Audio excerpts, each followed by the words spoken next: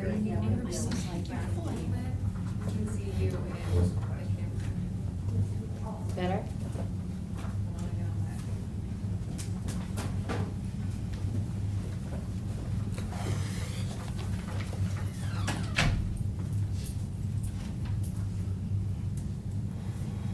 Good afternoon, Victoria County. At this time, we do have 3 confirmed cases of COVID-19 in Victoria County. I would like to remind you all that KVU and Magic 95.9 are also live streaming this on air as well. For any local information regarding COVID-19, please visit victoriatxoem.org or call our hotline at 361-580-5796. David Gonzalez, our Health Director, and Dr. McNeil, our Public Health Authority, are here to give you some more information on these confirmed cases. And Judge Zeller and Mayor McCoy have a few words for our community. I'll turn it over to David Gonzalez now. Thank you, Caitlin. As Caitlin mentioned, we do now have 3 confirmed cases of COVID-19 in Victoria County. As you know, we've been speaking in previous press conferences. We've been planning for this for quite some time now. For the past few months, we have been developing those plans, putting those plans into action now with the previous guidance that we've given throughout these past few weeks. So this was not to say expected, but we're not surprised by this. We're ready for this, and that's currently where we stand at. Right now, our epidemiology team at the Victoria County Public Health Department is working on the investigation piece of this, tracking down those close contacts, and they're reaching out to those folks that were in close contact and high risk possible transmission to these cases. I understand a lot of the public's going to want to know information regarding these cases. Keep in mind, these are patients, and that we do follow the HIPAA privacy laws, and we will abide by those as far as how much information we do share with the public and the media. We will continue to comply with those moving forward. We will be, again, like I had stated before, we're going to be reaching out to those close contacts. So for those that may have been high risk for transmission, we will be in contact with you. And with that, I'm going to turn over to Dr. McNeil, who's going to speak to you.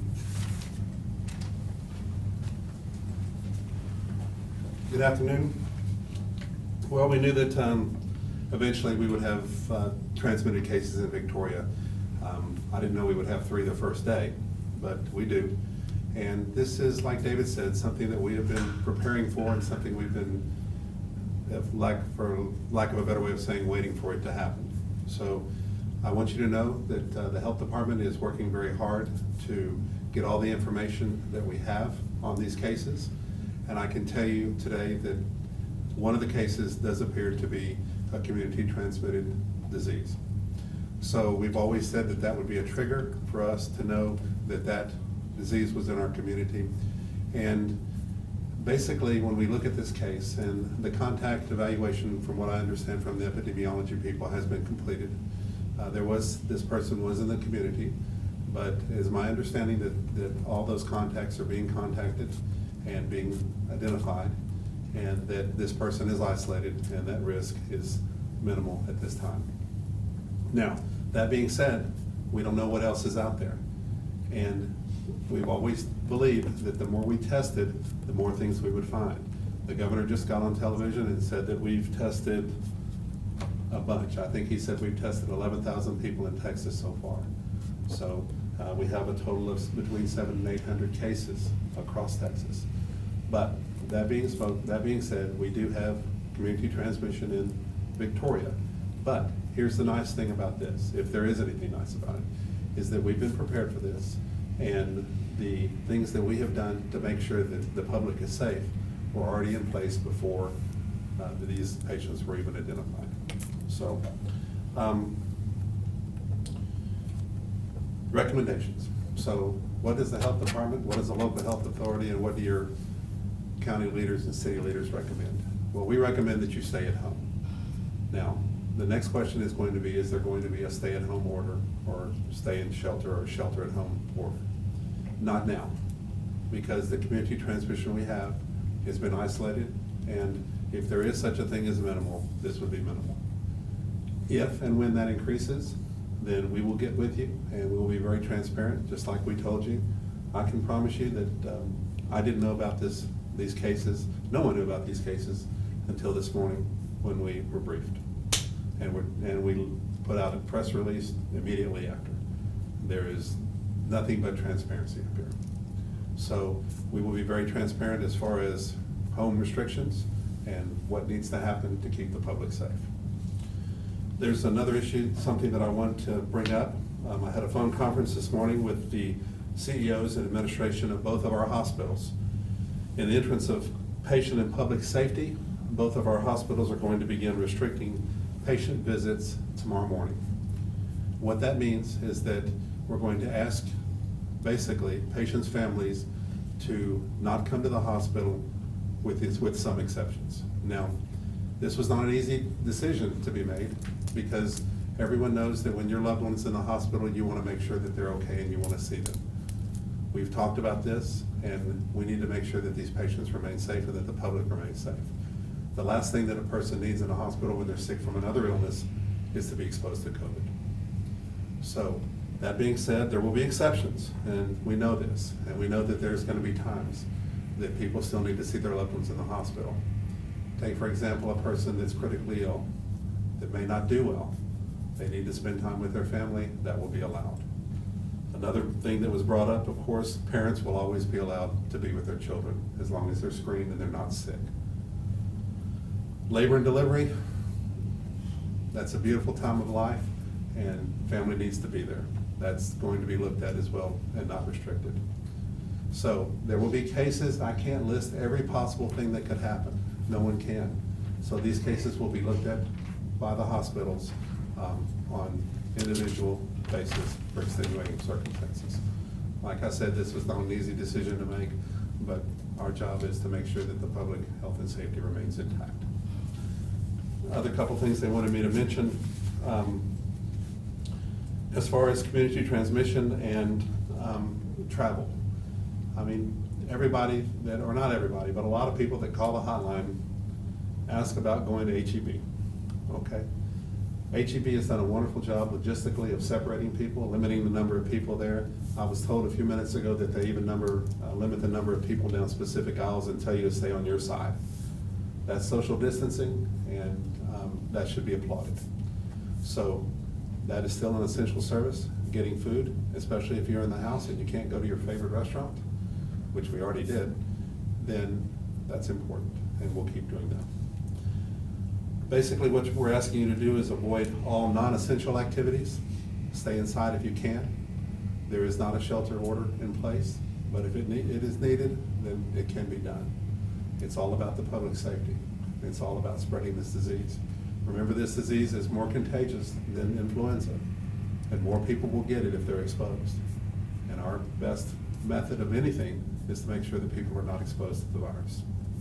Signs and symptoms of COVID, we all know them. Cough, shortness of breath, fever. The CDC actually has a checklist. If you go to cdc.gov or CDC and look at the information there, you'll see that there's a checklist that you can look to check your own symptoms. If you have symptoms, contact your physician, and testing can be arranged if you meet criteria. Remember, every day we're getting more and more tests, and availability of testing is increasing every day in the state of Texas and the United States. Okay, that's all I have. I'm going to introduce Judge Zeller right now, and then we'll be back up for questions if needed. Thank you. Thank you, Dr. McNeil. We are getting a lot of questions about whether a shelter-in-place or stay-at-home order will be implemented in Victoria County based upon today's positive cases of COVID-19. Dr. McNeil spoke well to today's news. Clearly, the biggest part of any decision that the mayor and I make will be based upon the specifics of confirmed cases and the advice of our medical and healthcare experts. A big part of the decision is also on the practical benefit and actual impact that certain of our actions have. As you all know, on Saturday, we took the proactive step of clarifying orders that we issued in Victoria County and formally implemented in our community what had been up to that point either recommendations or vaguely worded orders from the state. The mayor and I clarified those in orders as to how they would be interpreted and applied locally. One issue with stay-at-home orders is defining essential and non-essential businesses. That's a very difficult decision for people that have to make that decision. What's non-essential to one person represents the jobs and livelihoods of so many others. Our goal, as I said yesterday, is to keep Victoria as functioning and normal as possible for as long as possible. Additionally, we need to scrutinize the practical benefits that any steps would have compared to the things that we're already doing. Like I said, on Saturday, we took some proactive steps that up to that point were mere recommendations in most other parts of the state. In many ways, we're already doing the things that you see in the news today in many counties and communities across the state. We will continue to monitor these developments on a constant and continual basis. We've gone from last week saying things were changing by the day to saying that things are changing by the hour to now saying that things are changing by the minute, and they really are. But we continue to be here analyzing and monitoring every new development, and the decisions that we make will be based upon what's best for this community. They're tough decisions to make. Yesterday I talked about that. But that's what we're here to do, and we will do what we need to do. So thank you for your attention and for taking this seriously. When we were giving recommendations, our community as a whole was doing well, heeding those recommendations. When it became necessary to take things to the next level and uniformly implement them as a mandate, folks are following those orders. We've spoken to our law enforcement folks as of a few minutes ago. There's been no issues in the community about a need to have law enforcement take any steps. The community, by and large, is complying, and we really need to keep that up as a way to help lessen the likelihood that any additional steps will need to be taken. So again, I thank you for your attention. Turn things over to Mayor McCoy. Thank you, Judge. Good afternoon, and I want to echo the judge's remarks that based upon the recommendations of Dr. McNeil and David Gonzalez, we don't feel it necessary at this time to put in place any shelter-in-place orders. However, the moment that changes, we are, as always, prepared to act and will act quickly if and when it becomes necessary. Yesterday I spoke to you regarding responsibility for your actions. If you don't feel comfortable in a certain situation, then avoid doing it. The experts are telling us that we need to slow the spread of this virus. It is the same thing we've been saying, the same three things for the past 2 weeks that we're continue to ask you to do. And it's limiting yourself in crowd size, practicing social distancing, and hygiene. And once again, I repeat, that's the only thing in our arsenal that we have to slow this down and prevent it. Now more than ever, it is time for our community to listen and take responsibility for the role they're playing in stopping the spread of COVID-19. Thank you very much. At this time, we'll open it up for any questions. Did you say that we have completed contact tracing for these 3 patients who've been identified? So the question was on contact tracing for the patients that have been identified with COVID-19, and I'll let Dr. McNeil answer that question. I'd like to defer to David. Okay, David Gonzalez. Sure, that's a good question, John. I know one of them we have, and that is the one we're discussing about community transmission. I need to get verification. I just actually confirmed that one right before we came in here. The other 2 I think are ongoing still. But at this time, we don't believe those are community transmission. Have we identified all the people who have been in contact with at least the community transmission patient and what's being done with them? For that one, I believe they have completed that. Again, it's hard, it's a minute-by-minute change, so last contact I had, last time I contacted the epidemiologist, they had completed that and identified those individuals. Do you know what's happening with the people who were identified who were in contact with that person?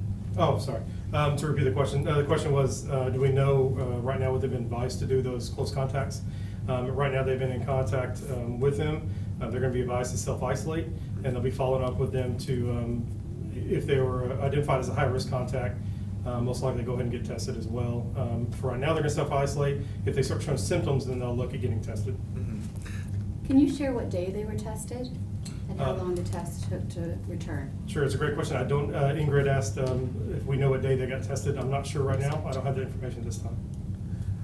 Right now, typically on average, the test time, we're looking at 2 to up to 6 to 7 days, depending on the lab they're sent to. Thank you. Were these 3 confirmed cases, were these people who knew each other? Is that how, did they infect each other? The question was if these 3 individuals knew each other. At this time, there's 2 that were related to each other, and then there's 1 that was unrelated to that one. And the person who was a community transmission patient, which person was that? The community transmission, the question was which patient was the community transmission patient as far as if they're related. Right. That one was not related to the other I 2. understand. How likely is it that these people, well, if I could, I'd like to ask about testing. Any idea how people without insurance who may not have a doctor, how should they proceed to get a test done? The question, I don't know if Dr. Neal wants to jump in on this one too. You know, basically, that's been a topic. The question was, how do people that are uninsured or do not have a primary care physician? You can go to a clinic. Many of these cases could be identified from a clinic because they can order tests as well. There are a lot of different people ordering tests, private physicians ordering tests, the clinics are ordering tests. I ordered one out of my clinic. And of course, the health department is ordering tests. So there are a lot of different people ordering these tests, and so we're getting numbers from a lot of different directions if we get them. So basically, follow up, go to a clinic, tell them your symptoms, and they will put you through the process. We have sent out information to as many people as we can how to get people tested. Do they call the clinic first? Do they call the clinic first? Absolutely. I should have said that, Ingrid. You should be up here. Basically, call the clinic first, tell them what your situation is. That way they can be prepared for you. Some of the clinics, I've been told, have specific rooms where they're putting patients that have fever and chills. That's going to become a lot different now because we do have minor community transmission. How is today going with the testing at the community center? I've heard nothing bad. Good. We did not do that many tests, but it's the first day. So I have a feeling that those numbers are going to increase now. And but we are prepared and stocked and ready to test people, or ready to collect specimens, excuse me. How many samples have we collected today, and how many total, and how many tomorrow? From the clinic or from? Correct. From the question is how many tests have been collected, and you would like to know overall or just? Sorry, I wanted to know how many samples we've collected through the community center sample collecting facility. I don't have an exact number. I know there were just a few. Just a few. But remember, these are patients, and we want to test as many people as we can, but of course we have to be judicious with our tests. And these are patients that are already pre-screened and have what we consider a suspicion of the disease. So many of these patients have a possibility of exposure. Many of these patients have symptoms that are consistent with the disease, so we go ahead and test them. And that's just a few that have been collected there total? Just a few, oh yes. And as far as total testing, the health, people have always asked what the number is, how many tests have you done? I wish I knew how many tests we have done, because now with the testing available through the private labs, they don't give us those numbers. I was on a conference yesterday with another hospital in our region, and they had tested 20 or 30 patients on their own, and that's the first time I'd ever heard of those numbers. The health department's tested people, the clinics have tested people, the hospitals have tested people. It would be nice if there was one big pool that we put all these numbers in, and at some point there will be, but I think this is just a little new to us, so I don't want to say there's ever going to be a next time, but we probably will be better at collecting those numbers. Is the sample collection site at the community center available for Victoria County residents only, or are we also seeing people from elsewhere in the crossroads going there? I have not seen it restricted to anybody. The only restriction is that you have a physician's order and the correct paperwork and a suspicion of the disease.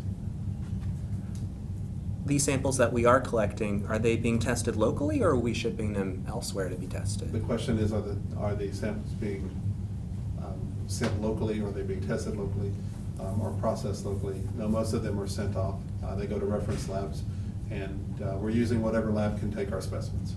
Private and public? Private and public. This is a joint venture across the nation, and the private sector has really stepped up because the public sector couldn't do it by itself. And who is staffing that collection center at the community center? It's my understanding that these personnel are from Citizens Medical Center. Gotcha. Okay, I have a question about a tipping point for shelter in place. What will go on within the community that would, for you guys, consider it's mandated for sheltering in place? Well, I think we all get together and talk about this, and it's a decision that everyone would be made. We have tables that we sit around, and I'll have you know that we are social distancing at our tables now. So we actually make these decisions. They look to the health department, they look to the local health authority, and we consider everything, and that's how those decisions will be made. So is there anything in particular or specific that would have you change your mind when it came to mandating sheltering in place? Significant community transmission from my point. Okay. From a medical No, standpoint. thank you for defining that That's that's my medical point. My medical standpoint would be the safety of the public. And if it were starting to be rampant in the community, then that's when I would recommend it. And then it would go to everyone else. Yeah, I can speak briefly to that. Dr. McNeil's recommendation is something that we ask for constantly as new information comes in. Doctor, what does this mean? Does it impact what we should be doing? Is what we're doing now still sufficient? So that's something we continually get his feedback on, and our epidemiologist feedback on, and David's feedback on, because that's a big part of the equation. And I hate that we always have to use subjective terms. Moderate, widespread, what does that mean? How many cases does that mean? And it really is somewhat subjective in the sense that, like I mentioned in my remarks, the details of any confirmed case are important. A trigger point going forward that would push us towards a stay-at-home order Yes, sir. would be moderate to widespread community transmission. Now, what does moderate mean? Clearly, we're at one case now. Is the trigger point 3 cases, 5 cases? It's hard to put a number on because the details matter. Who did these individuals, who were they around? Who was exposed to them? Where do they work? Or is it in a, close quarters with a lot of other people? What are their social habits? Where have they been? All those things, I think, play a part in answering that question. So again, I hate to not be able to give you hard and fast trigger points, but I think to best answer that question, a stay-at-home order would be, the next level up would be at moderate community transmission, in spite of our inability to put a specific number on that. And we can't do that because the details matter, the details of those confirmed cases. So, and that's a decision we have throughout the day. Have we hit that threshold? Do we need to take the next step? It is comforting to me to know that we took the step on Saturday that we did.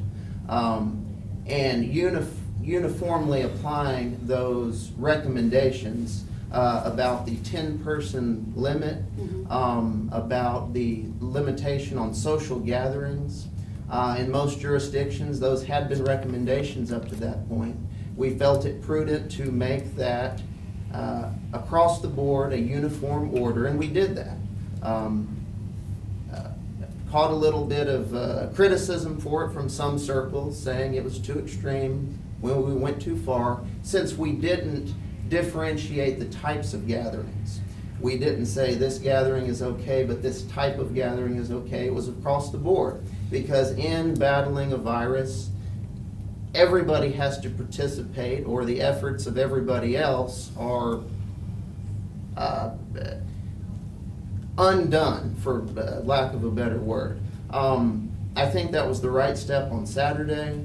Based upon information as of this moment, we still think that's fitting given our circumstances, but that could change at any point. My hope would be that it doesn't, that we don't hit that threshold of moderate community transmission, because in our efforts to slow the spread at every stage, each additional step we take has unintended consequences that we know are going to happen. Already we see the impacts on our community, our business owners, the economy.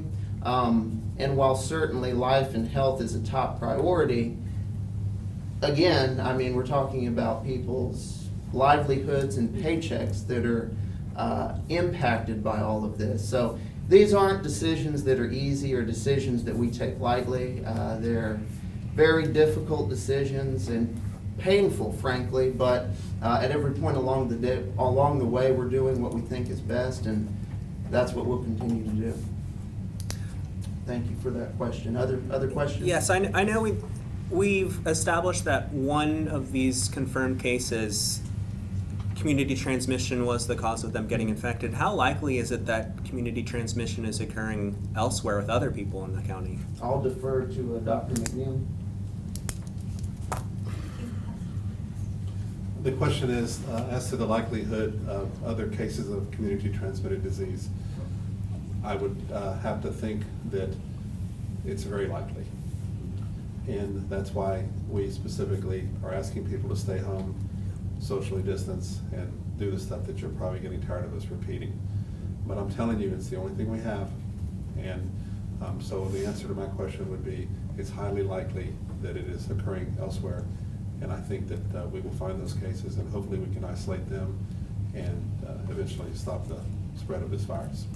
Can you define what community transmission means? I knew somebody was going to ask that, Amber. So, but the question is, the definition of community transmission. Yes. If we have a person that has been infected and they just got home from Italy on an airplane, and we isolate them, we know where they got it, we know where it came from. We can specifically say that this patient most probably got this disease here. We have contained this person and that epicenter, so to speak, of virus. If we have another person who just comes home from work one day and he has 102 fever and he ends up with COVID, we don't have a specific cause for that. So then that is community transmission? That is community transmission, because this is a person that has been out in the community doing their regular things. So you can see why community transmission has been such a trigger for us and remains a trigger and can be dangerous. I see, thank you. I know that we've said that one person, it has been established that they got the disease from community spread, but can we say for sure whether or not the other two were not, or are we yet to establish that? That's yet to be established. Our epidemiology people are working hard. That is a very daunting task, to say the least. She sometimes doesn't even have time to take my calls. So she's very busy. She's got a team down there, and they're trying to identify every place that these patients went, who they had communication with, and not just that. Did they spend time with them? Did they hug them? Did they get close to them? How long were they with them? There's a lot of information that comes to that, and it's got to be done very carefully and thoroughly. About how many people have we identified so far in coming in contact with these 3 people? I do not have that information. I do know that the first one, as David said, has been pretty much wrapped up, right? And the first one, those patients, that patient has been pretty much, certainly been isolated, and the contacts have been identified and are being contacted. The other ones are still in process, so I really wouldn't have a number as far as. And how important is doing that contact tracing? How important is that, and how does that help us as a community protect ourselves How against important this is that disease. contact tracing? That is probably the most important thing we do, other than washing our hands and the prevention techniques that we talk about. Once the virus is in the community, we do everything we can to isolate it, because we can't treat it. So we have to basically bottle it up and keep it away from other patients that can spread it. In other communities, we've seen where they have released information of where those particular positive patients have been throughout the community. Is that something that you all are going to release? Is that necessary? If and when it comes to that. Okay, If thank the you. question was, have other communities Right, I've have noticed released that the other communities information? have, yes, sir. Released information as to the travel habits and things of the people that were actually confirmed with the Yes, sir. disease. That will be done if necessary. In other words, worst case scenario, we identify somebody that has been at HEB. I keep saying HEB, but I'm just using that as an example. Right. That has been there every day for the past week, then that's information, because we will be transparent. Okay. Is there anything to be made of the fact that these three cases came all on the same day? Well, I think the only thing to be made from that is just that this is the time and this is how the curve is going. We've always talked about the progression of that curve. Well, we've just gotten to the point of the curve where we're starting to see patients with disease. Now, the question is, which direction is the curve going to go? I suspect the curve is going to go up, and I suspect that we will see more cases. So we will wait and see. We're trying to flatten the curve, diminish those numbers, and eradicate this virus. And have we said that whether these three patients are residents of the city of Victoria or the county of Victoria? And the question is, are these city residents or county residents? Just county. They're all, yes, we just label them as Victoria County.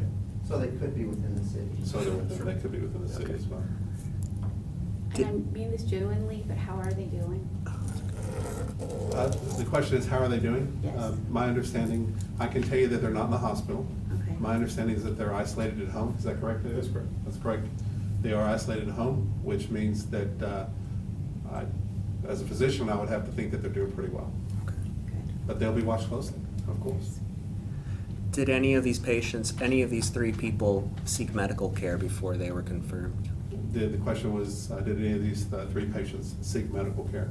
It is my understanding that they all presented for help and were seen at a clinic and diagnosed. And that being said, are we taking precautions to identify the healthcare workers at that clinic or anywhere else? And are we treating them properly? How are we treating them? The question is, have the healthcare workers that treated these patients been identified? And that is an absolute important part of the contact tracing done by epidemiology. And yes, they have been identified. Were these three people tested through the community center testing sample site?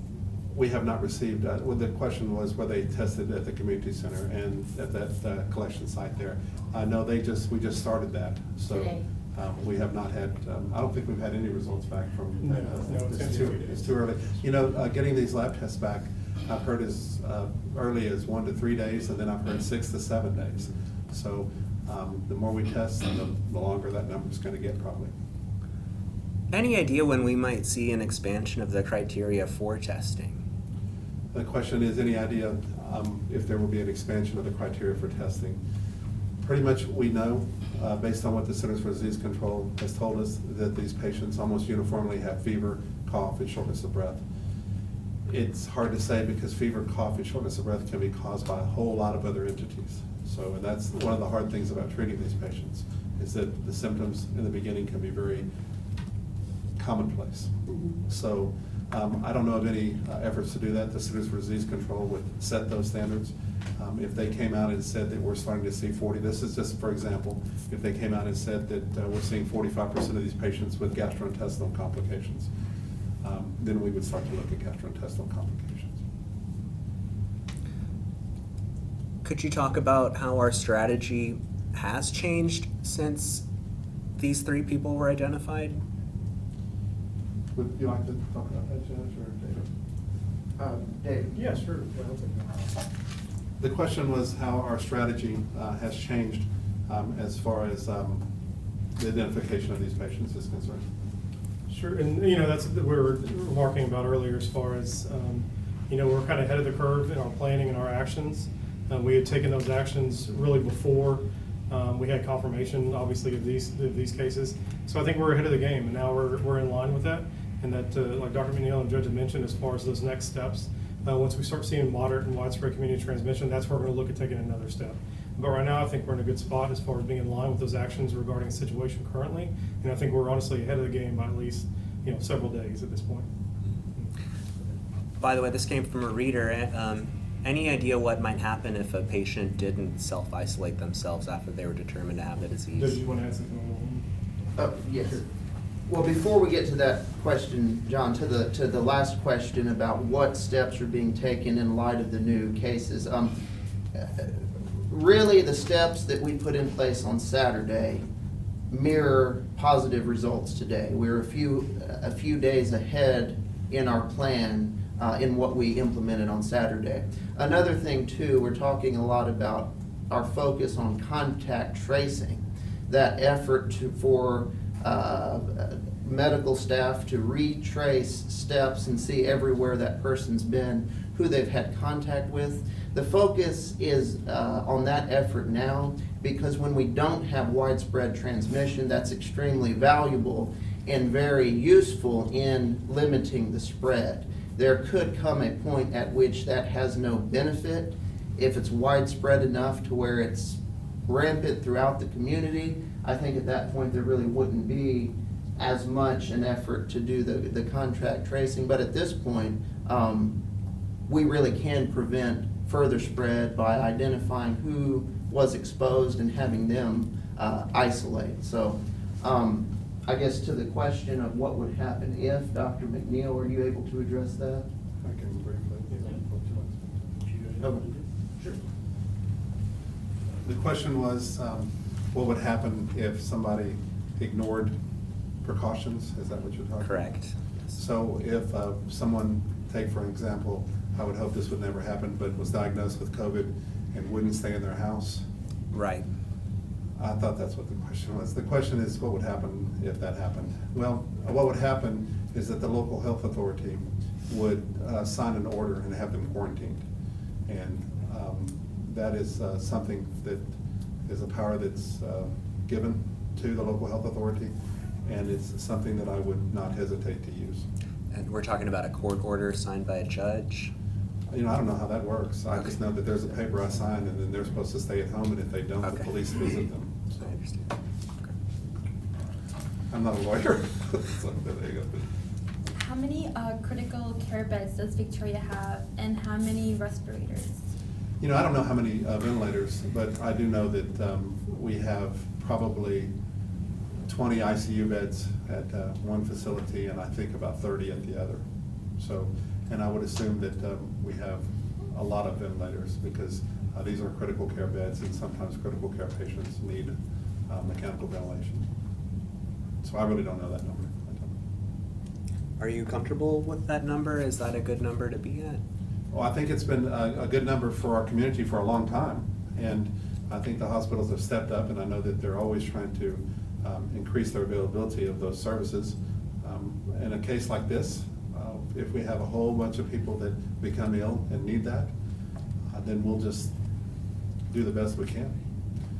There are other techniques that we could use. We would try and get ventilators from elsewhere, but hopefully, and just hopefully, we never get to that, because if it gets to that, then it's not just that the ICUs are stretched, it's the whole system will be stretched.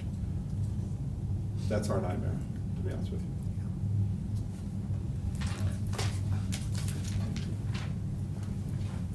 I want to thank everybody for their time and tuning in today.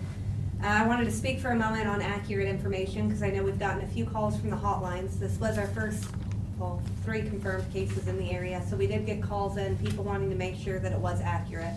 And so I do want to state that if it's on the Victoria County Public Health Department's Facebook page or the website victoriatxoem.org, that is accurate information coming directly from your local officials here.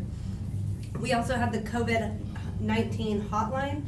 Again, that number is 361-580-5796. We're there to answer any calls for you. We have seen an influx in calls today just because of the release earlier, and we are preparing and working to expand those hours and our manpower to answer all our community's questions. Tonight at 9 p.m., this briefing will be on Suddenlink channels 15 or 115, and following the closing of this briefing, it will be aired on Q92, Jack FM, Club, and Kick stations. Additionally, for anybody in the community with unmet needs, things such as needs for food or rent assistance, please call 211 to get some more information to help you out. I thank you all for your time today, and we'll see you tomorrow at 3.